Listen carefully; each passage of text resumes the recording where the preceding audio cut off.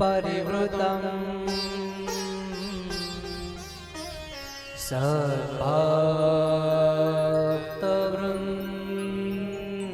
સદ્ભક્તવૃંદે યથા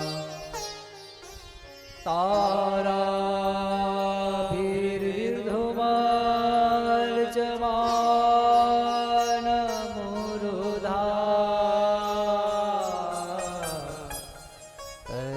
તૈશ્ચંદને કૌસુમે હારે શેખર પંક્તિભિસ્તહૃદયે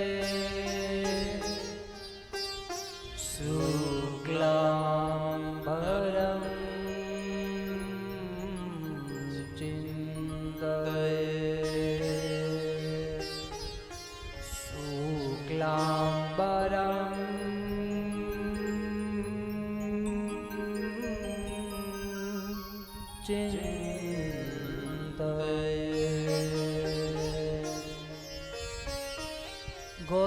गोपीप्रियारं भितरासखैलं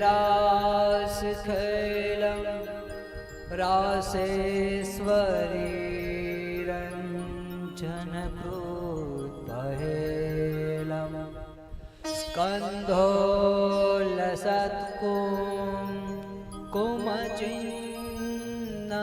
स्कन्धोलसत्कुङ्कुमचिन्नचैलं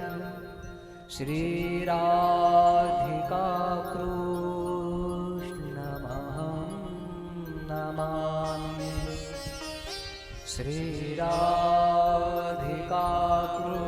श्रीराधिकाकृष्णमहं नमामि वर्णिवेशरमणीयदर्शनं मन्दहासुचिराननाम्बुजम् पूजितं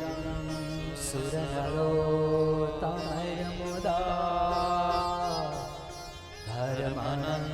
धर्मानन्दनमहं विचिन्तये धर्मानन्दनमहं विचिन्तये ॐ श्री हरिकृष्णाय नमो नमः ॐ श्री गणेशाय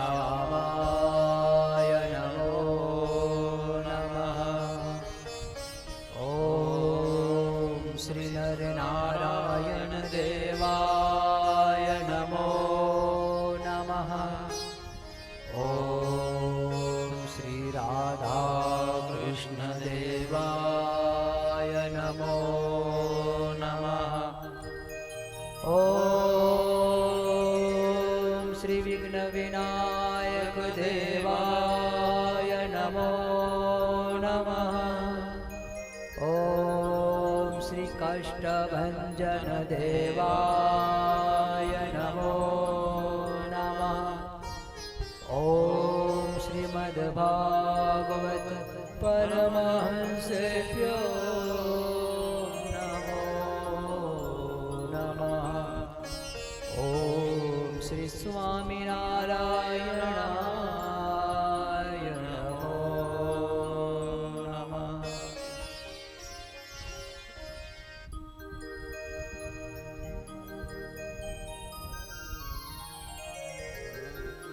स्वामिनारायण नारायण नारायण स्वामिनारायण नारायण नारायण स्वामिनारायण नारायण नारायण स्वामिनारायण नारायण नारायण स्वामिनारायण नारायण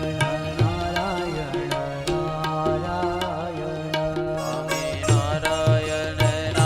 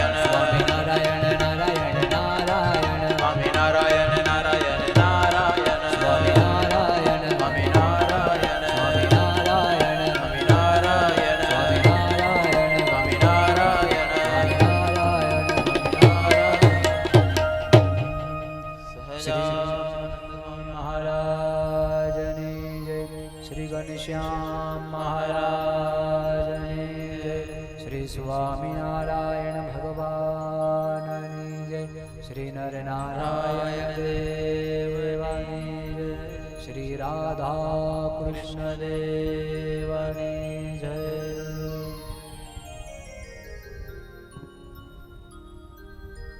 ઈષ્ટદેવ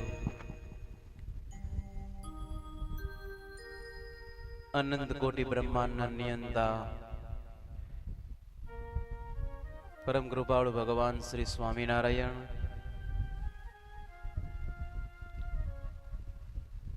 નરનારાયણ નગર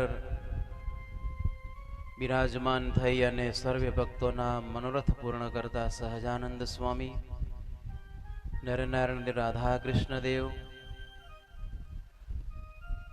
સંત સભામાં દર્શન આપતા સર્વે વંદનીય પૂજનીય સંતો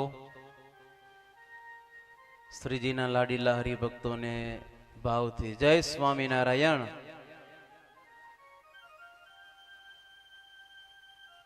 સવારની કથા યાદ રહી કે પૂરી થઈ ગઈ?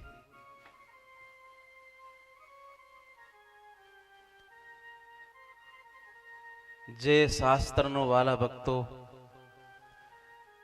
આપણે શ્રવણ કરી રહ્યા છીએ એ શાસ્ત્રનો આપણે સવારના ભાગમાં મહિમા સમજ્યા, મહાત્મ્ય સમજ્યા. આ શાસ્ત્ર કોઈ સામાન્ય નથી. ભગવાન સ્વામિનારાયણે શ્રીમદ ભાગવત શાસ્ત્રને શિક્ષાપત્રીમાં પણ મહારાજે યાદ કર્યું છે.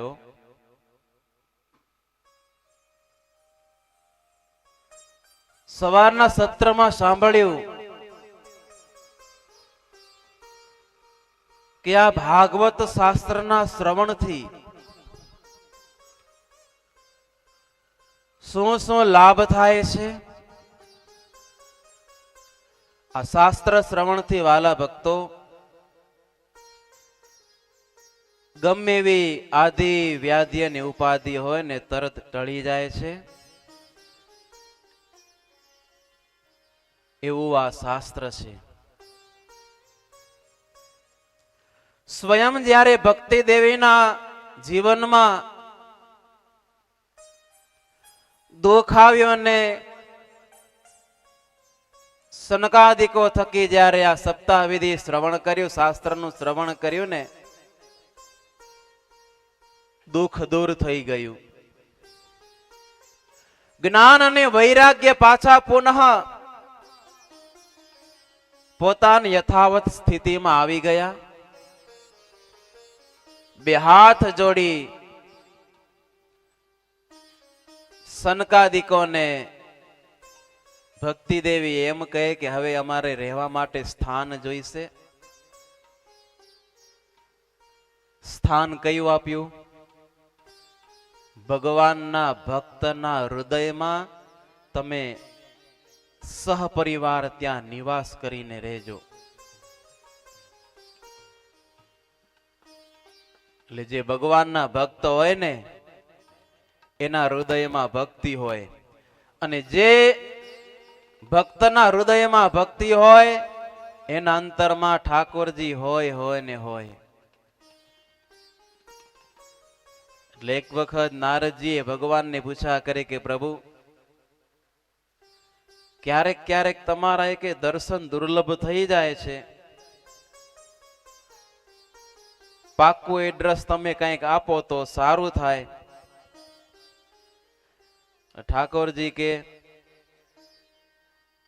જ્યાં મારા ભક્તો પ્રેમથી ભજન કરતા હોય ને ત્યાં હું નિવાસ કરીને રહું છું.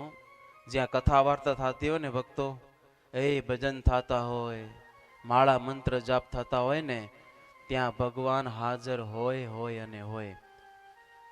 આપણી દ્રષ્ટિ કદાચ એ ઠાકોરજીને જોઈ શકે કે ન જોઈ શકે, પણ ભગવાન ત્યાં નિવાસ કરીને રહે છે. એવું અદ્ભુત આપ્યું છે. આ ફળને તો ખાઈશ ને તો આપણે ત્યાં પુત્ર રત્નની પ્રાપ્તિ થશે. એની ઘરવાળી, એને વિચાર થયો કે મારે પુત્રની જરૂર નથી, અને આ તો ક્યાંકથી ફળ લઈને આવ્યા છે. કામ પ્રસંગ માટે આત્મદેવ બહાર ગયા. એટલે આ બાજુ વિચાર કર્યો કે મારે પુત્ર જોઈતો નથી, મારે પ્રસવની પીડાને ભોગવવી નથી. અરે ગર્ભમાં બાળક હશે તો કાંઈ ખાઈ નહીં શકાય, કામકાજ નહીં થાય, ઉઠવા બેસવામાં તકલીફ થશે. એટલે આવા વિચારથી ધૂંધલી દુખી થવા લાગી. આત્મદેવને એમ કે આપણે ત્યાં ઠાકોરજીની કૃપાથી હવે દીકરો થશે. એટલે ધૂંધલીની બેન ધુંધુકા આવી. આ પરિવાર તમે જો આખું ફેમિલી એવું આખું આવીને કે બેન ને કે કેમ દુખી છે, કે કાંઈ તકલીફ છે? તકલીફ તો બીજી કાંઈ નથી, પણ જો કે તમારા કે બંનેવી ક્યાંકથી ફળ લઈ આવ્યા સાધુ પાસેથી. હવે એ ફળ દે કે ન દે, મારે છોકરાની જરૂર નથી, એમને છોકરો જોઈએ છે. ને આ બધું દુઃખ કોણે કે જે લે કે આ તકલીફ બધી, તો કે એમાં શું ચિંતા કરે? કે જો મારા પેટમાં બાળક છે, થોડા સમયમાં એનો જન્મ થશે, એટલે મારા ઘરવાળાને વળતર દઈ દેજે. લ્યો તે દીધી હાલું આવે, લ્યો હારું, થોડું જાજુ દઈ દેજે રાજી કરવા માટે. મારો જે છોકરો છે એ હું તને આપી દઈશ, પણ તું નાટક કરજે તારા ગર્ભમાં તારા પેટમાં કોઈ બાળક છે એમ. તો હવે ફળ છે એનું શું કરવું? ગાય નાખી દે કે ગાય ખાય. ઘરના આંગણામાં ગાય બાંધેલી હતી, અને ફળ છે એ ગાયને ત્યાં ખવડાવી દીધું. આત્મદેવ આવીને પૂછા કરી હું ધુંધલીને, એટલે સાધુ મહારાજે ફળ આપ્યું હતું, એ ફળ ખાધો? કે હા, ફળ તો ખાવું જોઈએ ને. કેટલા વર્ષોથી આપણે હેરાન થઈએ છીએ, અને હવે આશીર્વાદ મળ્યા હોય તો એ કે છોડાય? પણ એને એમ ન કીધું ઓલું ફળ છે ગાયને આપી દીધું એમ.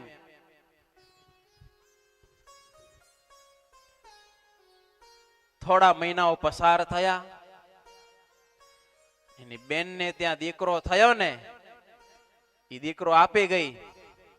અને આ બાજુ ગાયને ત્યાં એક પુત્ર રત્નની પ્રાપ્તિ થઈ.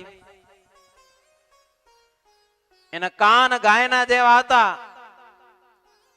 એટલે ગોકર્ણ એવું એમનું નામ રાખવામાં આવ્યું. સુતજે કહે મહર્ષિઓ, સમય પસાર થઈ રહ્યો છે.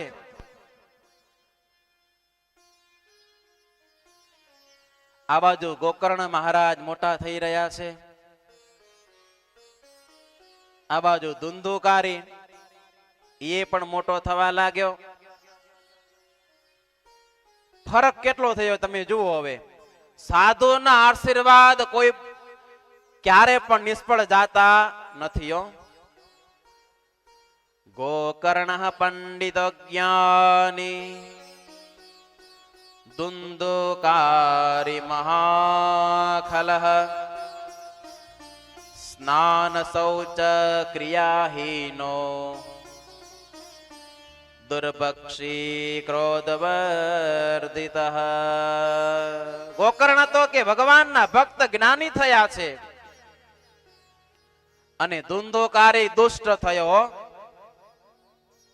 સ્નાન સંધ્યાદિક કોઈ પણ ક્રિયા કર્મ નહીં,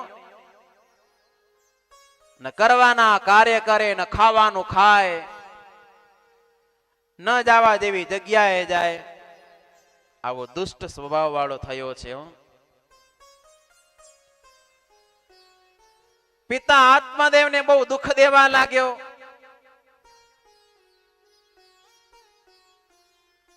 એટલે એ વખતે સંતે આપેલો ઉપદેશ એને યાદ આવ્યો. કે જ્યારે મને સંત મળ્યા હતા ને ત્યારે મને ભલામણ કરી હતી કે દીકરો નથી ને ભગવાનની મોટી કૃપા છે હો.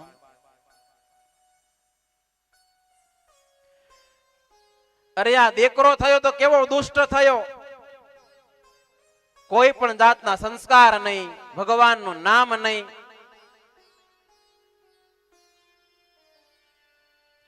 એટલે આત્મદેવ જ્યારે બહુ દુખી થયા છે, ગોકર્ણ મહારાજ પિતાને બહુ સમજાવ્યા છે. અસાર ખલુ સંસારો દુઃખ રૂપી વિમોહક સુતઃ કસ્ય દનમ કસ્ય સ્નેહાજ્વલતો નિશમ ન ચેન્દ્રસ્ય સુખમ કિંચિત ન સુખમ ચક્રવર્તિનઃ સુખમસ્તિ વિરક્તસ્ય મુનિરેકાંત જીવિનઃ. પિતાજી તમે જ્યાં સુખ માનો છો ને ત્યાં સુખ નથી. સાચું સુખ તો ભગવાનના ચરણમાં છે ને ભગવાનના ભજનમાં છે. માટે તમે પુત્રના મોહ ત્યાગ કરી વનમાં જઈને ભગવત ભક્તિ કરો. 60 વર્ષની ઉંમરે ઘરનો ત્યાગ કરી અને આત્મદેવ ભગવાનનું ભજન કરીને આ લોક છોડીને ભગવત ધામમાં સીધા આવ્યા. ઘરમાં પિતા નથી એટલે હવે એની માને દુઃખ દેવા લાગ્યો, ગાળો બોલે, માર મારે, પૈસા માંગે. શું કામ? હવે વેશ્યાવૃત્તિમાં લાગ્યો છે, ચોરી કરવા લાગ્યો.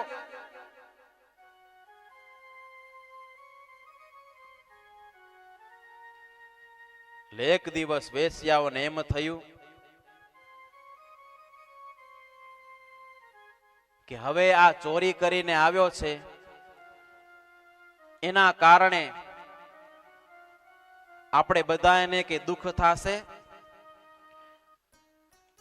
આના કરતા આને પૂરો કરી દેવો. એની પાસે જે કાંઈ હતું બધું લઈ લીધું, ખાટલા ઉપર બાંધીને બહુ માર માર્યો, છતાં પણ દેહ છૂટતો નથી. શું કર્યું? દગદગતા અંગારાના મોઢામાં નાખી અને એને મારી નાખ્યો. પ્રેત યોનિમાં ગયો છે.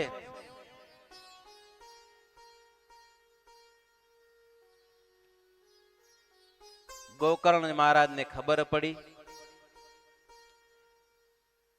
ઘરમાં આવ્યા છે ત્યાં ચમકારા થવા લાગ્યા. ગોકર્ણજી પૂછા કર્યો કે રાત્રિનો સમય છે, તું કોણ છે? ભૂત છે, પ્રેત છે, કોણ છે? હવે કયા મુખે જવાબ દે? પાણી છાટ્યો ને ત્યારે ધુંધુકારી જે પ્રેત યોનીમાં ગયો હતો ને એને એમ કીધું કે હું તારો ભાઈ છું.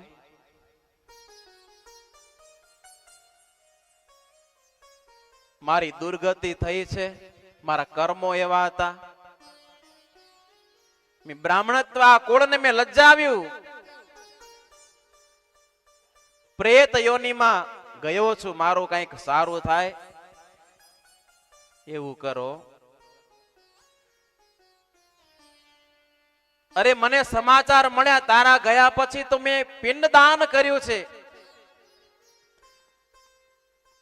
અરે ભાઈ, ગયા શ્રાદ્ધ સતે નાપી મુક્તિર્મે ન ભવિષ્યતિ ઉપાયમ પરમ કશ્ચિત ત્વમ વિચારય સાંપ્રતમ.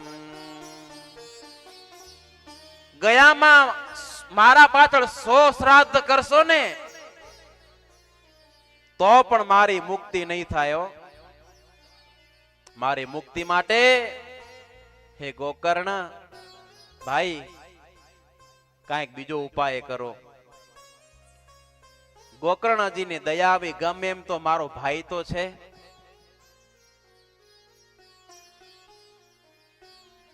સૂર્યના રથને અટકાવી અને એ વખતે ગોકર્ણજી મહારાજે સૂર્યને એમ પૂછા કરી કે જે જીવાત્માની સદગતિ થઈ હોય એની સદગતિ કઈ રીતે થાય?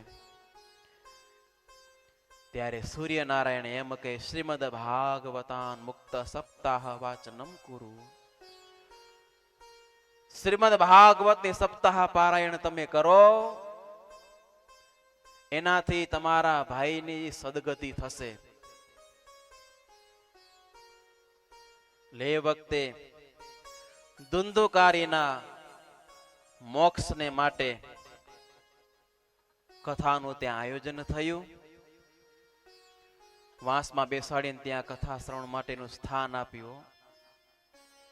એવું ધ્યાન, એવું મન દઈને કથા સાંભળીને 7મા દિવસે એની મુક્તિ થઈ ગઈ. લેવા માટે પાર્ષદો આવ્યા છે વિમાન લઈને, અને ભગવાનના પાર્ષદો ધુંધુકારીને વિમાનમાં બેસાડી અને ભગવત ધામમાં લઈ ગયા.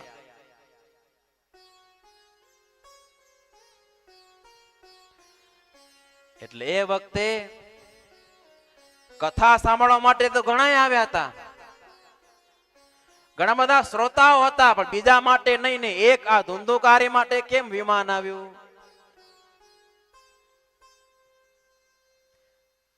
ત્યારે પાર્ષદો એમ કહેવા લાગ્યા કે જે રીતે ધુંધુકારીએ કથા સાંભળીને એ ભાવથી જો કથા સાંભળવામાં આવે ને તો ચોક્કસ કથા શ્રવણ કરનારને માટે પણ ભગવાનના ધામમાંથી વિમાન આવે. એટલે શ્રાવણ માસમાં ફરી વખત કથાનું સપ્તાહનું આયોજન થયું છે. નિયમપૂર્વક, વિધિપૂર્વક કથા સૌએ સાંભળી અને માટે ભગવાનના ધામમાંથી વિમાન આવ્યા છે. એટલે આવું અદ્ભુત આ ભાગવત શાસ્ત્ર છે. સનકાદિકોએ નારદજીની આગળ આ કથા કરી છે. કલિયુગમાં ભાગવત શાસ્ત્ર છે એ મોક્ષદાયી શાસ્ત્ર છે. સુખદેવજી મહારાજ પરીક્ષિત રાજાને એ જ ભાગવતની કથા સંભળાવી. પ્રથમ સ્કંદમાં મંગલાચરણ દ્વારા ભગવાનને યાદ કર્યા છે કે જે પરમાત્મા થકી આ જગતની ઉત્પત્તિ સ્થિતિ અને પ્રલય થાય છે. જે પરમાત્મા કારણ કાણે રૂપ આ જગતમાં અંતર્યામીપણે, અન્વયપણે, સર્વેના નિયંતાપણે આ જગતમાં ભગવાન વિરાજમાન છે. ભગવાન સર્વજ્ઞ છે. સંકલ્પ માત્રથી બ્રહ્માજીને જેને વેદનું જ્ઞાન આપ્યું છે એવા પરમાત્માના સ્વરૂપને વંદન કર્યું છે. સુત પુરાણી કહે છે કે હે મહર્ષિઓ, નૈમિષે નિમિષ ક્ષેત્ર ઋષય શૌનકાદય સત્રમ સ્વર્ગાય લોકાય સહસ્ર સમમાશત પ્રાયેણાલ્પાયુષઃ સભ્ય કલાવસ્મિન યુગે જના મંદાસુ મંદમતયો મંદભાગ્યા ધ્રુવદ્રતાઃ બ્રૂહિ યોગેશ્વરે કૃષ્ણે બ્રહ્મણ્યે ધર્મવર્મણિ સ્વામ કાષ્ટામધુનોપેતે ધર્મક શરણં ગતઃ.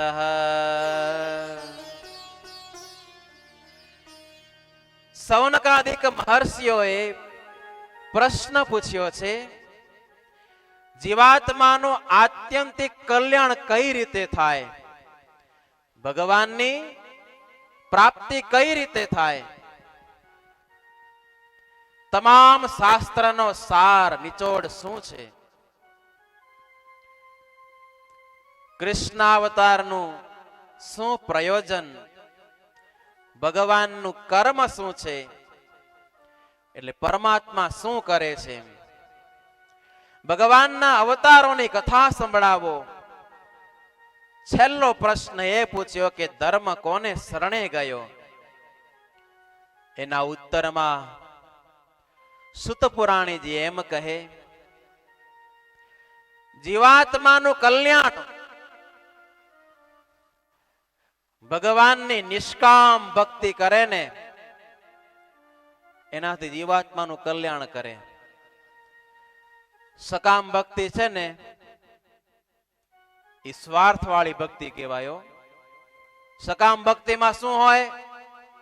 મનોકામના પૂરી થઈ ગઈ એટલે વાત પૂરી.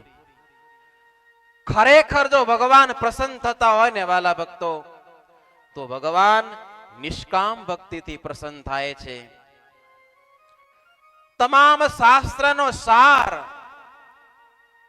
શાસ્ત્રનો નિચોડ પણ એ જ છે કે જેને ભગવાનને પ્રસન્ન કરવા હોય એને સાચા હૃદયથી, સાચા ભાવથી નિષ્કામ ભક્તિ એને કરવી જોઈએ. ભક્તિ છે એ જ પરમ ધર્મ છે અને એ જ ભક્તિ છે એ મોક્ષનું સાધન છે. એટલે ભગવાન સ્વામિનારાયણ મધ્યના 32મા વચનામૃતમાં પણ એ જ કહે છે કે જીવનું કલ્યાણ નિષ્કામ ભક્તિથી થાય છે. જીવ છે માયાને ક્યારે તરે?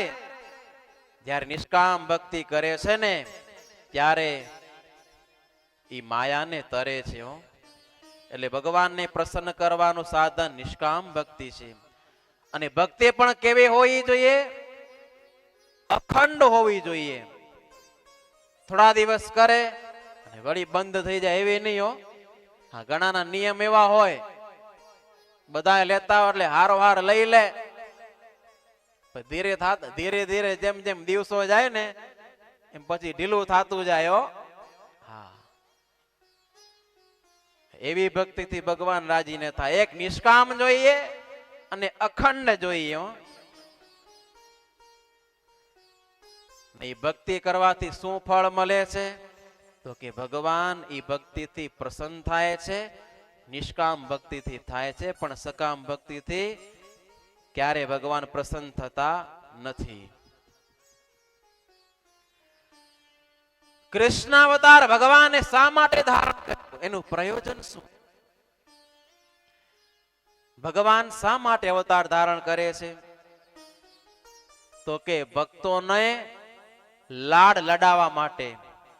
ભક્તોએ ઘણા બધા એવા મનના કોડ વ્યક્ત કર્યા હોય કે મારા પુત્ર રૂપે ભગવાન આવે, અમારા સ્વજન રૂપે ભગવાન પધારે, અમારા બંધુ રૂપે ભગવાન પધારે, અમારા સખા રૂપે ભગવાન પધારે. જેવી જેવી જેની ભાવના હોય એવા રૂપે ભગવાન એને ત્યાં પ્રગટ થઈ એ પોતાના ભક્તોના કોડ છે, મનોરથ છે ને ભગવાન પૂરા કરે છે. ભગવાન છે ને સત્ય સંકલ્પ છે. તમે જેવો સંકલ્પ કરો ને એવું ફળ છે ને ભગવાન આપે છે. એટલે પોતાના ભક્તોના મનોરથ પૂર્ણ કરવા માટે અને ભક્તોનું રક્ષણ કરવા માટે ભગવાન અવતારનું ધારણ કરે છે. ભગવાન કર્મ શું કરે છે? ભગવાન શું કરે છે આ લોકમાં આવીને? ભગવાનનું કાર્ય શું છે? તો કે જગતની ઉત્પત્તિ, સ્થિતિ અને પ્રલય ભગવાન કાર્ય કરે છે. પછી ભગવાને જે જે અવતારો ધારણ કર્યા એ તમામ અવતાર મત્સ્ય, કચ્છ, વારાહ, સનકાદિક, નારદ, નરનારાયણ, કપિલ, ઋષભદેવ, રામકૃષ્ણ અવતાર, જે અવતાર ધારણ કર્યા એ તમામ અવતારોની અંશાવતાર હોય, કલાવતાર હોય, પણ શ્રી કૃષ્ણ ભગવાન સંપૂર્ણ સ્વયં ભગવાન છે. એ તમામ કથા સુત પુરાણીજીએ સંભળાવી છે. છઠ્ઠો પ્રશ્ન હતો કે ધર્મ કોને શરણે ગયો છે? ભગવાન જ્યારે આ લોક છોડી પોતાના ધામમાં જ્યારે ગયા ને ત્યારે ભાગવત રૂપી સૂર્ય ઉદય થયો અને એને આશરે આ ધર્મ છે એ ધર્મ રહ્યો છે. ઇદમ ભાગવતમ નામ પુરાણમ બ્રહ્મ સંહિતમ ઉત્તમ શ્લોક ચરિતમ ચકાર ભગવાન ઋષિ. હે શૌનક, વ્યાસજીએ ભાગવતની રચના કરી. સુખદેવજીએ પરીક્ષિત રાજાને કથા જ્યારે સંભળાવી રહ્યા હતા ભાગવતની, ત્યારે હું એટલે સૂત પુરાણી ત્યાં હાજર હતો. ભાગવતનું જેવું મેં અધ્યયન કર્યું એ ભાગવતની કથા હું તમને સંભળાવીશ.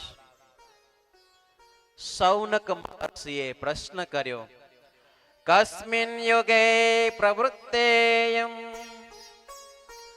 સ્થાને વા કેન હેતુના કુતઃ સંચોદિતઃ કૃષ્ણ કૃતવાન સંહિતા મુને. પ્રશ્ન એ કર્યો છે સુખદેવ અને પરીક્ષિતનો મેળાપ કઈ રીતે થયો છે? આ ભાગવત સંહિતા કોની પ્રેરણાથી તૈયાર થયું? કોણે એની રચના કરી? ક્યાં એની રચના થઈ? અને પાંડુ વંશમાં પરીક્ષિત રાજાનો જન્મ કોનાથી થયો અને શાપ કેવી રીતે થયો? સુખદેવજી સાથે પરીક્ષિતનો સંવાદ કેવી રીતે થયો? અને પરીક્ષિત રાજા સામ્રાજ્ય ત્યાગ કરી અને ગંગા તટે શા માટે બેઠા હતા? આટલા પ્રશ્ન શૌનક મુનિએ સૂત પુરાણીજીને પૂછ્યા છે. ત્યારે સૂત પુરાણી કહેવા લાગ્યા કે હે ઋષિઓ, તમે સાંભળો. વ્યાસજીએ 17 પુરાણની રચના કરી.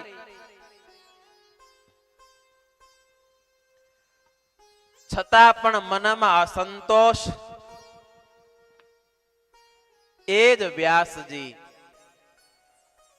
એક દિવસ સરસ્વતી નદીના કિનારે સ્નાન કરી અને ત્યાં બેઠા છે.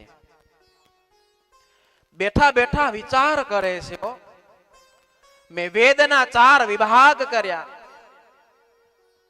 વેદો લોકો ન સમજી શકે તે માટે બ્રહ્મસૂત્ર, પુરાણ તથા ઇતિહાસ રચ્યા. મહાભારત જેવો મહાગ્રંથ એની રચના કરી. આટલું મેં લોકોના કલ્યાણ માટે કર્યું, છતાં પણ મારા મનમાં અસંતોષ કેમ છે? અશાંતિનું કારણ શું છે? એટલે એ વખતે વ્યાસજી અંતર્વૃત્તિ કરી એનું નિવારણ શોધવા લાગ્યા છે. જે જ્ઞાની ભક્ત હોય ને, જ્ઞાની ભક્ત એ અંતરથી વિચારે. અજ્ઞાની છે ને એ બહાર સુખ આનંદ જોવા માટે જાય. અને એવા સમયમાં વાલા ભક્તો નારદજીનું ત્યાં આગમન થયું. નારદજીએ જોયું કે વ્યાસજી જે વિદ્વાન છે, લોક કલ્યાણ માટે કેટલા શાસ્ત્રો પુરાણોની રચના કરી, ઇતિહાસોની રચના કરી, એના મુખાકૃતિ જોઈ ને કાંઈક દુઃખ જેવું જણાય છે. નારદજી જઈને પૂછા કરી કે મનમાં કઈ અસંતોષ જેવું દેખાય છે. એટલે એ વખતે નારદજીની આગળ પોતાના દુઃખની વાત કરી કે મેં લોકોને માટે, લોક કલ્યાણ માટે આટલું આટલું કર્યું, છતાં પણ મારા મનમાં જરાય પણ સંતોષ નથી. એનો કઈક તમે મને ઉપાય બતાવો. એટલે એ વખતે નારદજી કહેવા લાગ્યા, તમે ભલે વેદના 4 વિભાગ કર્યા, ઇતિહાસ પુરાણોની રચના કરી, પણ જે શાસ્ત્રમાં ભગવાનના ચરિત્રો ન લખાણા હોય ને ત્યાં સુધી શાસ્ત્ર છે ને એ સુખ આપી શકતું નથી. ભગવાનના દિવ્ય ચરિત્રથી ભરપૂર એવો શાસ્ત્ર તમે રચના કરો કે જે શાસ્ત્રમાં ભગવાનની ભક્તિ, ભગવાનના ચરિત્ર, એ તમામ ચરિત્રનું વર્ણન આવી જાય એવો તમે શાસ્ત્ર એની રચના કરો. કારણ કે જ્યારે ભગવાનના ચરિત્રનું શ્રવણ થાય ને ત્યારે અંતરમાં એને શાંતિ મળે છે. આટલું કહી નારદજીએ પોતાના જીવન ચરિત્રની વાત કરી છે. અહમ પુરાતિત ભવે ભવમ મુને દાસ્યાસ્તુ કસ્યાશ્ચન વેદવાદિનાં નિરૂપિતો બાલક એવ યોગિનાં સુશ્રવણે પ્રાવૃષે નિવૃ નિર્વિવિક્ષતાં. પૂર્વે હું દાસી પુત્ર, મારી માં બનાડ્યના ઘેર જઈ અને ઘરકામ કરતી, સંતોની સેવા કરતી, અને મને પણ ભલામણ કરે કે દીકરા સંતનો સમાગમ કરજે, સંતની સેવા કરજે. અરે ભગવાન તારી ઉપર રાજી થશે, સંતની સેવા કરીશ, સંતના મુખ તકે ભગવાનના ચરિત્ર સાંભળીશ ને તો તારા હૃદયમાં ભક્તિ ઉદય થશે, ભગવાનનો સાક્ષાત્કાર થશે.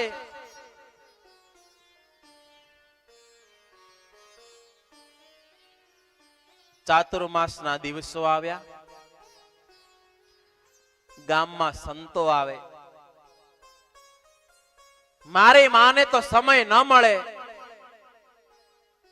પણ મને મુક્તિ હો. એટલે સંતો પાસે જઈ અને સંતો તકી કથા વાર્તા સાંભળતો. ભગવાનના ચરિત્રો સાંભળી સાંભળી અને ભગવાન પ્રત્યેનો મને પ્રેમ જાગ્યો, ભગવાનમાં ભાવ જાગ્યો. એટલે સંસારમાંથી બધો મોહ છે ને મોહ ટળી ગયો. અખંડ ભગવાનની રટના થવા લાગી. એટલે એક વખત મેં સંતને જઈને વાત કરી કે મને આ સંસારમાં નથી રહેવું, મને તમારી સાથે ચાલવું છે. સંતો કે બેટા, જ્યાં સુધી મા બાપનો રાજીપો ન હોય ને ત્યાં સુધી સંસારનો ત્યાગ ન થાય. તું વિચાર તો કર, તારે માતાના બીજા કોઈ સંતાન નહીં, એકનો એક દીકરો. આ વૃદ્ધ અવસ્થામાં સેવા કોણ કરશે?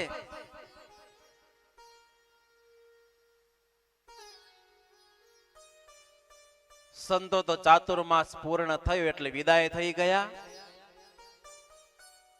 માતાની સેવા કરવા લાગે ને જે કથા જે સાંભળી હતી ને એનું વારે વારે રટન થવા લાગ્યું. સંસારમાં મન ન લાગે, ક્યારે સંસાર છોડું, ક્યારે મને ભગવાન મળે, મારે આ ને આ દેહ ભગવાનને મેળવી લેવા છે, આવી અત્યંત ઉત્કંઠા મારા હૃદયમાં જાગી. વ્યાસજી દૈવ યોગે બનવા યોગે એવું થયું. એક દિવસ ગો દોહન કરવા માટે મારી માતા જાય છે. અંધારું છે, સર્પ ઉપર પગ દેવાઈ ગયો ને ડંસ માર્યો. સર્પ દંશને કારણે મારી માતાનું મૃત્યુ થયું. પાછળ જે કાંઈ ક્રિયા કરવાની હોય એ તમામ ક્રિયાઓ પૂર્ણ કરી મેં જે લક્ષ્ય બાંધ્યો તો ને, જો ભક્તો લક્ષ્ય ક્યારે મુકાય નહીં હો. જે લક્ષ્ય નથી મુકતા ને એના ટાર્ગેટ સુધી પહોંચી શકે છે હો. ઘરનો ત્યાગ કરીને તપ કરવા માટે હું ગયો છું. વનમાં જઈને મેં તપ કર્યું. હૃદયમાં ભગવાનના દર્શન થયા. બહાર આંખ ખોલીને જોયું તો ઠાકોરજી દેખાય નહીં. ફરી મેં પ્રયત્ન કર્યો. ત્યાં ભગવાન એમ કહે કે આ જન્મે મારો સાક્ષાત્કાર નહીં થાય, આવતા જન્મને વિશે તું મને પામીશ. મારું તપ ધ્યાન ભજન કરતા કરતા દેહ પડ્યો.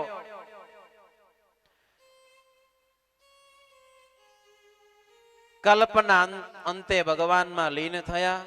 પુનઃ જ્યારે સૃષ્ટિ થઈ, બ્રહ્માના મન થકી મારી ઉત્પત્તિ થઈ. એટલે બ્રહ્માજીના માનસ પુત્ર તરીકે હું કહે. જો નારદજી દાસી પુત્ર હતા. સત્સંગ, ચરિત્ર ગાન અને ભજન આ એને છોડ્યું નહીં ને તો ભગવાનનું મન થઈ ગયા. એને કેવો ભજન કર્યો, કેવો સત્સંગ કર્યો અને ભગવાનને કેવા પ્રસન્ન કરી લીધા હો. એટલા માટે તો ભગવાનને ભજી ભજીને કેવી મોટી સ્થિતિને પામી જાય છે. સંતોએ કીર્તન લખ્યું છે, હરિ ભજતા સૌ મોટપ પામે. હરિ ભજતા સૌ મોટપ પામે. હરિ ભજતા સૌ મોટપ પામે. જન્મ મરણ દુઃખ જાય રે. જન્મ મરણ સૌ મોટપ પામે. હરિ ભજતા સૌ મોટપ પામે. જન્મ મરણ દુઃખ જાય રે.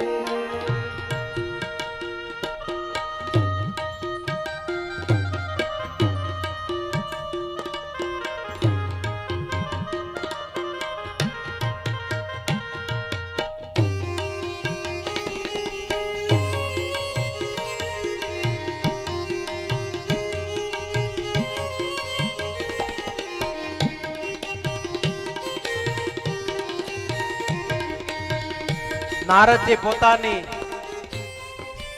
આપ વીતી સત્ય ઘટના કહે છે કે હું ભગવાનને ભજી ભજીને આજે કયા લેવલે, આજ કેવા સ્થાને પહોંચી ગયો. ભગવાનને ભજી ભજીને ભગવાનનું મન કેવાડો.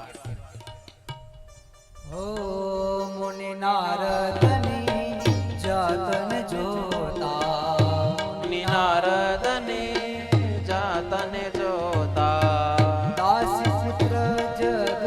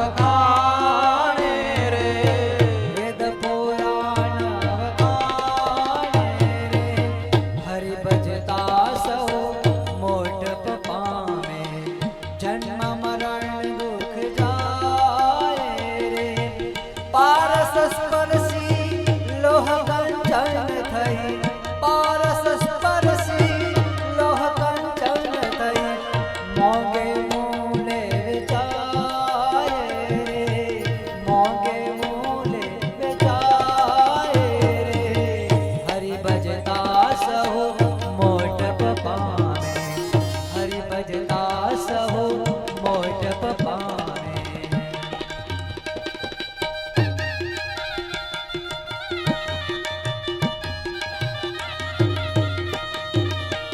આમ તો દુનિયા મને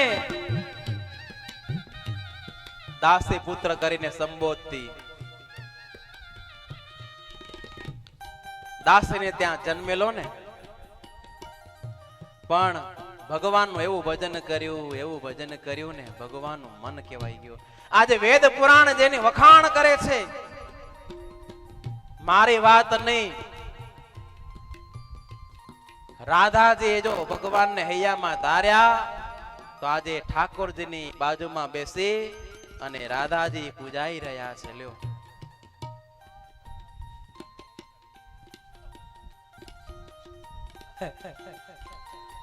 રાધાજી અતિ પ્રેમ મગન થઈ,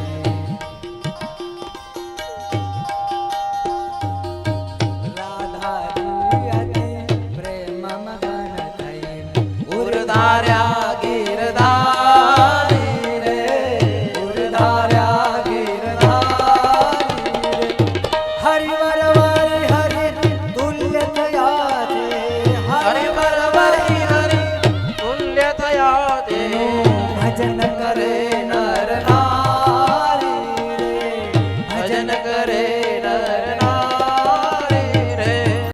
ભજતા સહુ મોટપ પામે, હરિ ભજતા સહુ મોટપ પામે, જન્મ મરણ દુઃખ જાય, પારસ સ્પર્શી લોહ કંચન થઈ, પારસ સ્પર્શી લોહ કંચન થઈ, મોગે મોલે વેચાય રે, મોગે મોલે વેચાય રે, હરિ ભજતા સહુ મોટપ પામે, હરિ ભજતા સહુ મોટપ પામે. રાધાજી પ્રેમ મગ્ન થઈને ઠાકોરજીને હૈયામાં ધાર્યા ને. આજે તમે વૃંદાવનમાં જાઓ ને, રાધાજીનું ભજન થાય હો. જેની ઉપર રાધાજી રાજી થાય ને, એના હૈયામાં કાનુડો દોડતો દોડતો આવીને નિવાસ કરે છે હો. આજે લોકો વહેલી સવારે ઉઠીને વૃંદાવનમાં પરિક્રમા કરે છે ગોવર્ધનની હો. રાધા રાધા કૃષ્ણ કૃષ્ણનું ભજન કરતા હોય. શું કામ? કે રાધાજીએ ભગવાનને રાજી કર્યા છે ને, હૈયામાં ધાર્યા છે ને. રાધાજીનું ભજન કરશો ને તો કૃષ્ણ આપ મેળે આવીને દર્શન દેશે હો. વૃંદાવનમાં એ રાધાજીનું ત્યાં ભજન થાય એટલે પ્રેમ મગ્ન થઈને તમે જો રાધાજીએ ભગવાનને હૈયામાં ધાર્યા ને, ભગવાન સમાન થઈ અને આજે ઠાકોરજીની બાજુમાં બેસીને રાધિકાજી આજે પૂજાય છે, એની સેવા પૂજા થાય છે હો. આજે કાનાની પાસે નહીં હોય ને એટલું રાધાજી પાસે છે હો. નવી નવી સાડીઓ તમે જુઓ, નવા નવા ઘરેણાઓ. શું કામ? ભગવાનને હૈયામાં ધાર્યા ને, હે તો ભગવાન સમાન થઈ અને રાધિકાજી પૂજાય છે. છેલ્લી કડીમાં મુક્તાનંદ સ્વામી કહે, સાંભળ્યાને શરણ જે આવે, સાંભળ્યાને શરણ જે આવે, તેના તે ભવ દુઃખ વામે રે, તેના દે ભવ દુઃખ વામે રે.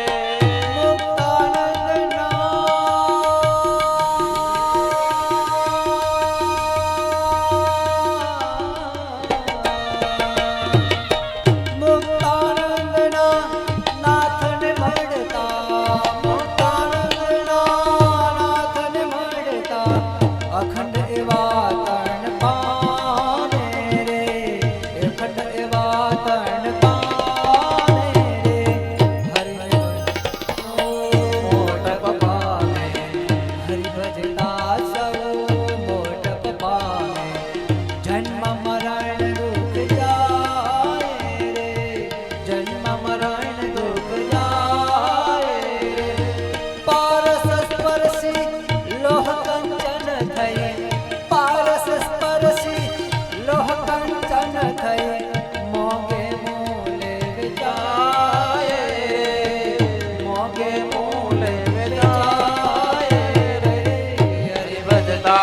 હો મોટપ પામે હરિ ભજતા સહો મોટપ પામે હરિ ભજતા સહો મોટપ પામે હરિ ભજતા સહો મોટપ પામે. નારદ મુનિના કહેવાથી ભગવાનના ચરિત્ર સબર ભાગવત શાસ્ત્રની રચના થઈ ને આ ચરિત્ર છે મનને શાંતિ આપનારા છે. મુક્તાનંદ સ્વામી એક વખત મહારાજને પૂછ્યું હતું ને, તો મહારાજે પણ ચરિત્રમાં જેવું સુખ, ચરિત્રમાં જેવી શાંતિ છે ને એવી શાંતિ ક્યાંય નથી. હો, શાસ્ત્રની વાલા ભક્તો રચના તો થઈ, પણ આ ભાગવતના અધિકારી કોણ? આની કથા કોણ કરશે?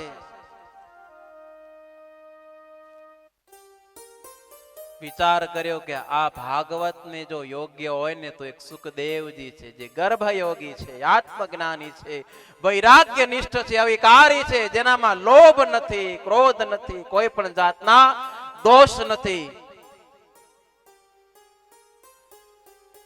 પણ હવે સુખદેવ મને છોડીને અહીંયાથી તો ચાલ્યા ગયા છે.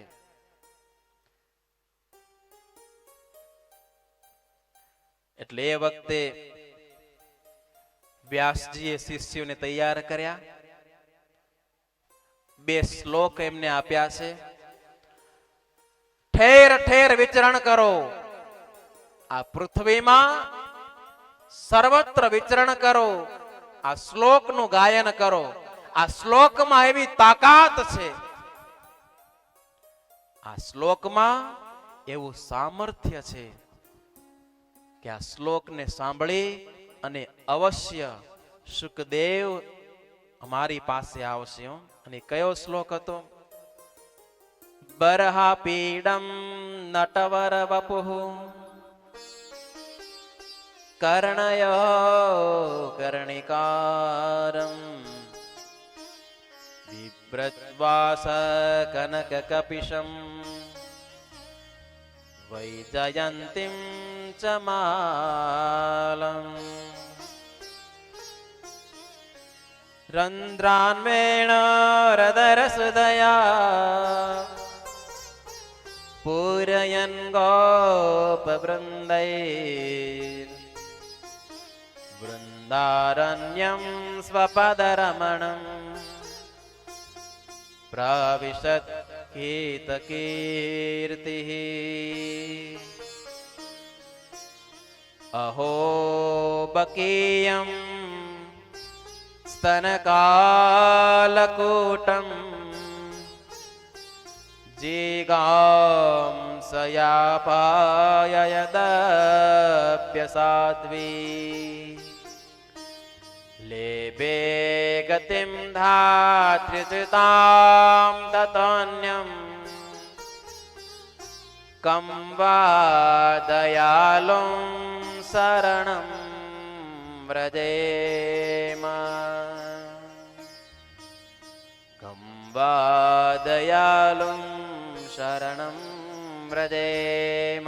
ભગવાનના સ્વરૂપના વર્ણનવાર આ 2 શ્લોક વેદ વ્યાસજીએ શિષ્યોને શીખવાડ્યા ને આજ્ઞા કરી કે તમે ઠેર ઠેર તમે આ શ્લોકનું ગાયન કરજો.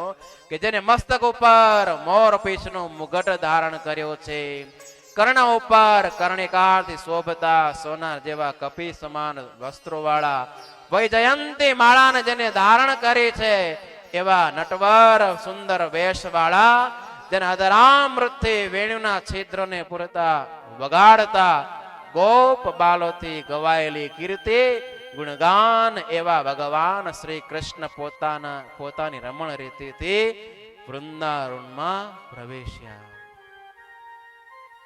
આવા 2 શ્લોક વાલા ભક્તો એમને શીખવાડ્યા છે અને ઠેર ઠેર શિષ્યોએ ગાયન કર્યું છે.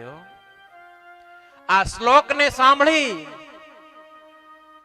ધ્યાનસ્થ બેઠેલા સુખદેવજી વિચાર કર્યો કે આ અદ્ભુત શ્લોક, જે શ્લોકમાં ભગવાનના સ્વરૂપનું વર્ણન છે, આનું ગાયન કોણ કરે છે? શિષ્યોને બોલાવે, તમે કોણ છો?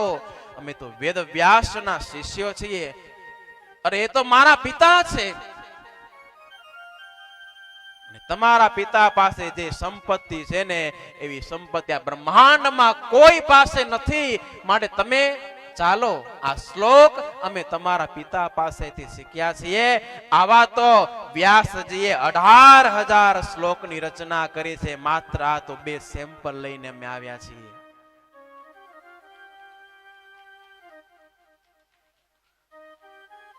લે વખતે સુખદેવજી શિષ્યોની સાથે એમના પિતા પાસે આવ્યા છે. પ્રાર્થના કરી કે મને આ શાસ્ત્ર તમે મને ભણાવો. વ્યાસજીએ સુખદેવજીને શ્રીમદ ભાગવત ભણાવ્યું છે. અને એ સુખદેવજીએ પરીક્ષિત રાજાને આ ભાગવતની કથા સંભળાવી છે. આગળ પરીક્ષિત મહારાજાના જન્મની કથા આવે છે. મહાભારતનું વાલા ભક્તો જ્યારે યુદ્ધ થયું છે, ભીમે ગદાથી પ્રહાર કરી કરી અને દુર્યોધનની જંગાને લોહી લુહાણ કરી અને ભાંગી નાખી. સાથળથી ભંગાયેલો દુર્યોધન લોહીવાળા ખાબોચિયામાં પડ્યો છે, દુખી છે. અને એ વખતે ગુરુ દ્રોણ પુત્ર અશ્વત્થામા ત્યાં આવે છે. ને એને આ પોતાના મિત્રની સ્થિતિ જોઈને દયા આવી ગઈ. અશ્વત્થામા આવીને એમ કહેવા લાગ્યો દુર્યોધનને કે આવા ભાંગેલા શરીરમાં શું પડ્યો છે? આ દેહ છોડી દે ને. આટલો પીડાય છે, તારી પીડા મારાથી જોવાતી નથી. તું મારો પરમ મિત્ર છે ને, એટલે તને સાચી વાત કહું છું, તો આ દેહને છોડી દે. ત્યારે એ વખતે દુર્યોધને શું કીધું? આ બંગાયેલા શરીરમાં મને પણ રહેવાની ઈચ્છા નથી. જેને મારી આવી સ્થિતિ કરી છે ને, એવા 5 પાંડવોના મસ્તક તું જો લઈને આવે ને, મારી છેલ્લી ઈચ્છા તો આ જો પૂરી કરે ને, તો અબગડી આ દેહને છોડી દઉં. જિંદગીના વાલા ભક્તો, છેલ્લા શ્વાસો હોય ને, ત્યારે તો ભગવાનમાં મન લાગે ને એવા પ્રયત્નો કરવાના હોય. અંતરમાં કોઈ પણ જાતનો રાગ દ્વેષ ન હોવો જોઈએ. રાગ દ્વેષ જો હોય ને, તો છેલ્લી ઈ પાઘડીનો આટો સુધારે નહીં, પણ બગાડી દે છે. કે મારી છેલ્લી ઈચ્છા છે એ 5 પાંડવોના મસ્તક કાપીને લઈ આવ, તો અત્યારે આ દેહનો ત્યાગ કરી દઉં. ને તમે જુઓ, ઉતાવળમાં છે ને કામ કરવા માટે જાય ને, તો કામ બગડી જાય છે. ભગવાન દ્વારકાધીશ વિચાર કરે છે, જેને મારું શરણું સ્વીકાર્યું છે ને, એના રક્ષણની જવાબદારી મારી ઉપર છે. રાત્રિનો સમય હતો. ઠાકોરજી પાંડવોની છાવણીમાં આવ્યા. રાત્રે 12 વાગ્યા હશે. યુદ્ધ જીતી ગયા હતા ને, એટલે આરામથી સૂતા હતા. જે કાર્ય અસાધ્ય હોય, મહા મહેનતે કરીને પૂર્ણ થયું હોય, પછી અંતરમાં કેવી શાંતિ હોય? પાંડવ એ વખતે ભગવાને પ્રવેશ કર્યો. છાવણીમાં આવી અને પાંડવોને જગાડીને દ્વારિકાધીશ એમ કે ચાલો આપણે ફરવા માટે જઈએ. આમ ઘસઘસાટ ઊંઘ આવી ગઈ હોય, કોઈ જગાડે, પારો કેવો ચડી જાય, થાક્યા હોય ને ઊંઘ મસ્ત આવી ગઈ હોય, તો કે ભલે પ્રભુ. કોઈ પણ જાતનું આર્ગ્યુમેન્ટ નથી કર્યો. ભગવાનના વચનમાં વિશ્વાસ છે. ભગવાન જે કાંઈ કરે છે ને અમારા સારા માટે છે. એટલે એ વખતે પાંડવો તો નીકળી ગયા ઠાકોરની સાથે બહાર વિચરણ માટે, અને રાત્રિનો સમય હતો એટલે અશ્વત્થામા જલ્દી જલ્દી આવી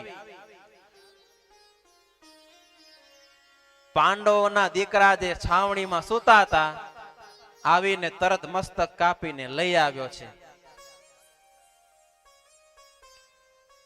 આવીને દુર્યોધનને કે લે તારી છેલ્લી ઈચ્છા મેં પૂરી કરી, આ ભાઈબંધાએ આપણી મિત્રતા મેં નિભાવી, તારા કહેવા પ્રમાણે પાંચે પાંડવોના મસ્તક કાપીને લઈ આવ્યો છું. બોલ પેલું કેનું મસ્તક આપું? દુર્યોધન નું કેની હારે નતું જામતું? કેની હારે નતું જામતું? ભીમ હારે. જંગા કેને તોડી હતી? એની સાંતળ કેને ભાંગ્યા હતા? ભીમે ભાંગ્યા હતા ને, એટલે બહુ દાજ હતી. આમે બે બળિયા હતા, એટલે ઓલાને પોસાતું નહીં, એટલે કે ભીમ નું મસ્તક પેલું મને આપ. એટલે એ વખતે ભીમ પુત્ર નું મસ્તક આપ્યું ને, બળપૂર્વક જ્યાં દબાયું ને તરત ભૂકો થઈ ગયો. અને વિચાર થયો, આ શું? નજદીક થી જોયું ને ત્યારે ખબર પડી પાંડવો નહીં પણ પાંડવોના પુત્ર એના મસ્તક કપાઈ ગયા છે. અરે અશ્વત્થામા ત્યાં શું કર્યું? અમારા ગયા પછી પિતૃ તર્પણ માટે પણ કોઈ નથી રાખ્યા કે?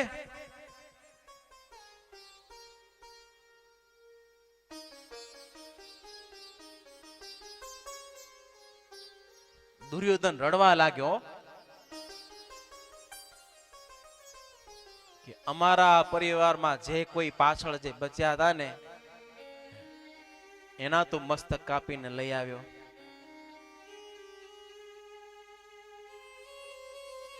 આ બાજુ રુદન સારું થયું, ખબર પડી પાંડવો દોડીને તરત આવ્યા છે. દ્રૌપદીજી રડી રહ્યા છે.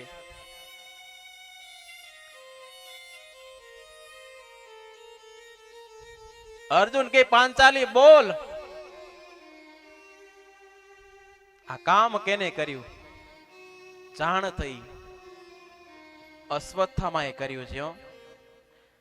એટલે એ વખતે અર્જુને પ્રતિજ્ઞા કરી કે જેને અમારા પુત્રોને માર્યા છે ને એ જીવિત ન રહે. મારા માટે દોડ્યા છે.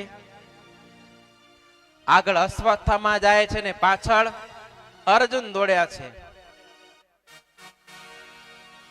પોતાનું રક્ષણ કરવા માટે બ્રહ્માસ્ત્ર છોડ્યું, અને બ્રહ્માસ્ત્રમાં તાકાત કેટલી! વિશ્વને નાશ કરી નાખે એવી તાકાત બ્રહ્માસ્ત્રમાં છે. પોતાના રક્ષણ માટે અશ્વત્થામાએ વિચાર ન કર્યો કે મારા એક આ બ્રહ્માસ્ત્રને કારણે કેટલાના મૃત્યુ થઈ જશે. ભગવાન દ્વારિકાધીશના કહેવાથી અર્જુને બ્રહ્માસ્ત્ર છોડી અને પાછું વાળ્યું છે. અશ્વત્થામાને બ્રહ્માસ્ત્ર છોડતા આવડતું પણ એને પાછું વાળતા આવડતું નતું.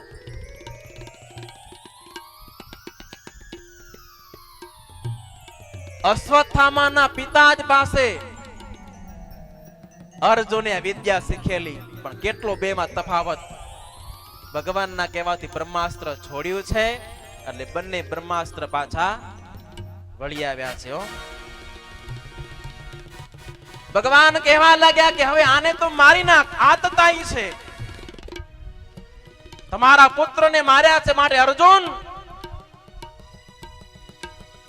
વિચાર ન કર, મારી નાખ. એ વખતે અર્જુન લાંબો વિચાર કરવા લાગે. પકડીને લઈ આવ્યા છે. દ્રૌપદીને કે હવે જે સજા કરવી અને કરો. મસ્તકમાં જે મણી છે ને મણી કાઢી લીધો.